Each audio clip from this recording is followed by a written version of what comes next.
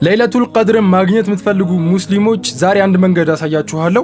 ይሄ ድል እናንተ ጋር ብቻ እንዳይቆይ ለሌሎች ሙስሊሞችም ሼር እንዲሁም ሪፖስት አድርጉት። እንደምናውቀው ለይለቱል ቀድር በረመዳን 10ቱ የመጨረሻ ቀናቶች ውስጥ በአንዱ ሌሊት የምትገኝ ሲሆን ሐሰናቶች በብዙ የሚታጠፉበት እንዲሁም ከሺህ ወራቶች በላይ ጠቃሚ እንዲሁም በላጭ የሆነች ሌሊት ነች። መንገዱም እንዴት መሰላችሁ? በመጀመሪያ ውዱ ነብያችን ረሱሉ አለይሂ ሰላቱ ወሰላም ሰሉ ዐለ ነብይ በዚህ ሐዲስ መሰረት ምን ብለዋል?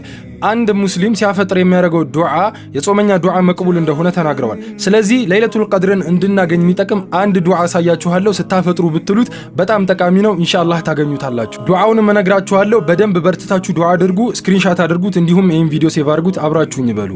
አላሁመ በልግና ለይለቱል ቀድር። አላህ ወይ ለይለቱል ቀድርን ምናገኝ አድርገን ማለት ነው።